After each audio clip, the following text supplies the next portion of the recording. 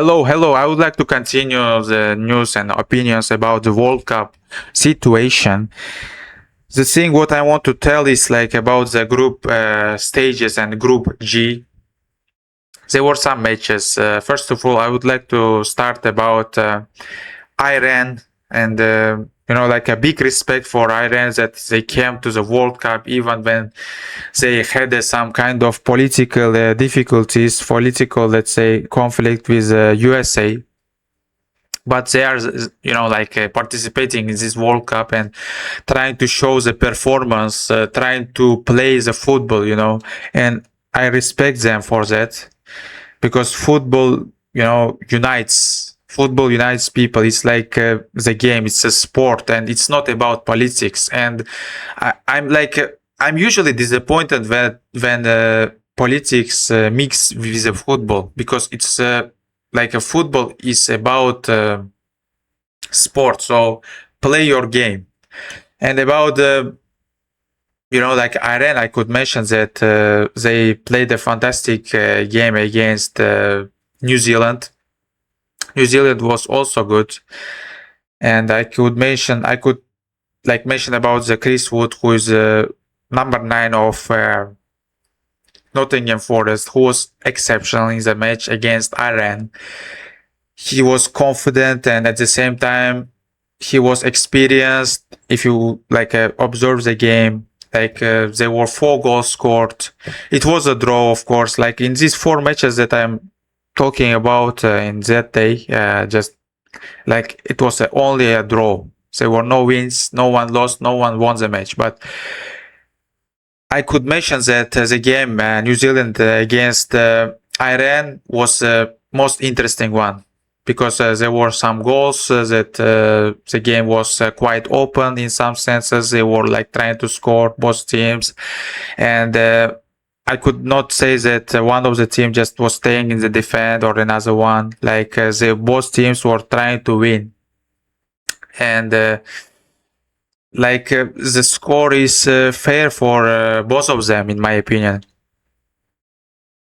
Important points for both of them, they keep the chances to qualify because there is Egypt with Belgium played a draw also. So I think that it was a quite amazing match, New Zealand against Iran, and the last goal that Iran scored with a fantastic cross from the right side was amazing by the head. I like that kind of goals when attacking player with a one touch scoring a goal by a cross or by a pass, without without the first touch or something. Just it looks beautiful for me. And the cross was amazing from the distance, I liked it. It was amazing. And big applause to New Zealand for the performances they showed. They were brave. They were, trying to win. And they were ahead in the match for 2 times. They scored first, then after that they conceded, then again they scored the second goal, and they were near to to win. They tried to do it, however they were a little bit unlucky in that sense. So nothing has lost for New Zealand, and they will have their chances in the next games, for example against Egypt. So about Egypt, I could mention that they surprised me by their performance that they showed against Belgium. It was quite well. They were attacking, they were giving the performance they are in the same quality, in the same level. They were brave, they were going, they were attacking. And I'm quite surprised about the performance of Egypt. And Belgium was struggling. So, and Belgium made a 1-1. Before that, Egypt was winning to 1-0. So it was quite amazing to see, the teams who are out of the Europe, or let's say out of the South America, performing in that way. Because like before that, in the previous World Cups, I don't remember that the national teams from, like, let's say out of the Europe, or let's say out of the South America, were performing in that way, like a strong. But in this World Cup, I see that Australia, Egypt, New Zealand, Iran, Japan, South Korea are showing, good performances and good results. Not only good performance, also good results. They are taking points. They are winning the games. They are winning the matches. And I'm surprised by that. Also, Egypt, I could mention about Saudi Arabia also, who is from Arabian countries, like, let's say, and it's quite good. I could mention Morocco, who played a draw against Brazil. So football is developing not only in Europe but around the whole world, and this is amazing. This is amazing because it will give us some kind of competition. Of course, I don't remember in the World Cup that there was some kind of a winner except from European or South American national teams.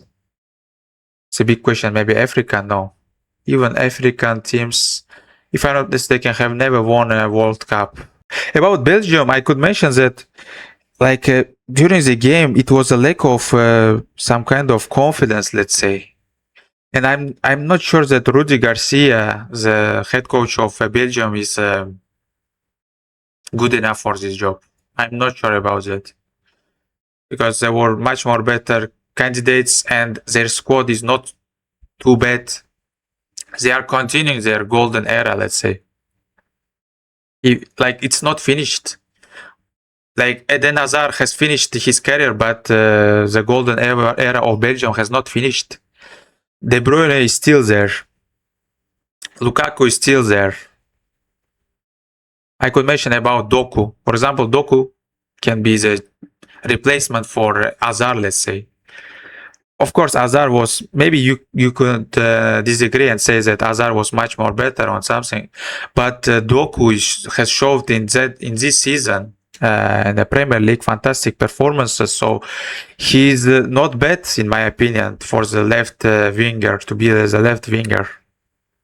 There is a Trossard also, for example. Before that, I don't remember that Trossard was playing for. Maybe he was playing for Belgium, but he was not in a club like in Arsenal. He was somewhere like Brighton, or maybe in some teams that no one knows. And I don't remember that he was showing a very good performance. Of course, they had a Dries Mertens. He has left the national team, if I'm not mistaken. He was also superb. Dries Mertens, for me, was a superb player. And he, like a Trossard, can be the replacement for him. He's, sometimes scores the important goals. So, and this, like, Courtois is still there, and these players are. I could mention about Tielemans also, and these players are finishing their, let's say, careers. Like in the next World Cup, you most probably will not see De Bruyne, Lukaku, and others. Most probably, because they are 33, 34 years old. Maybe even Courtois is not gonna come. And they needed to use this moment, because having this kind of squad, and they needed to try at least to go to semifinals, because with that kind of squad, you can go till semifinals if you have a coach that Croatia have, for example. Also, I could mention that as a news, Tunisia's head coach was sacked from his position as Tunisia lost 5-1 to Sweden some days ago. And it's surprising for me, from the first match, taking the manager. It was obvious that Sweden gonna win Tunisia. Their squad was exceptional. Like, not exceptional, but they had some kind of quality. I'm surprised by that. Let's see, will it help them or not? I'm not sure that it's gonna help. Anyway, thanks for watching. Please subscribe. Bye bye.